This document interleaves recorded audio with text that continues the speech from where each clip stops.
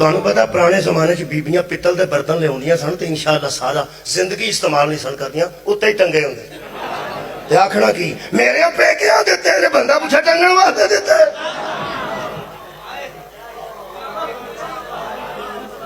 ਉਹਨਾਂ ਨੂੰ ਸਾਲ ਬਾਅਦ ਥੱਲੇ ਉਤਾਰਦੀਆਂ ਸਨ।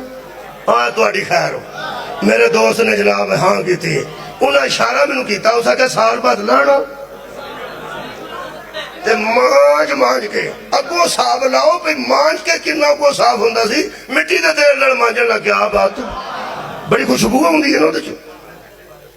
ਮਿੱਟੀ ਦਾ ਤੇਲ ਤਾਂ ਸਾਰ ਲਾ ਕੇ ਚਮਕਾ ਕੇ ਫੇਰ ਉੱਥੇ ਭੈਣਾਂ ਨੂੰ ਪੁੱਛੋ ਵੀ ਰਹਿਣ ਦਿਓ ਪਿਓ, ਪੈ ਰਹਿਣ ਦਿਓ।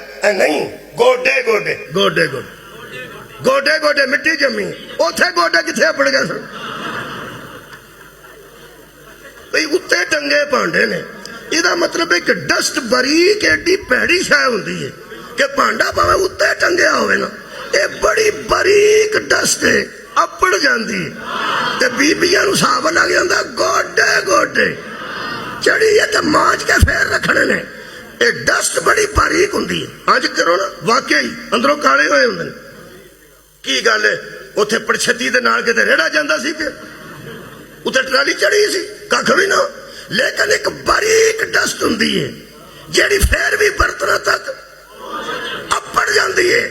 ਜਿੰਨਾ ਤੱਕ ਬਾਰੀਕ ਤੋਂ ਬਾਰੀਕ ਡਸਟ ਵੀ ਨਾ ਪਹੁੰਚੇ, ਉਹਨਾਂ ਨੂੰ ਆਂਦਾ ਨਹੀਂ ਜੋ ਤਾਹਿਰਾ ਕੌਮ ਤਤਹੀਰ। बहुत शुक्रिया।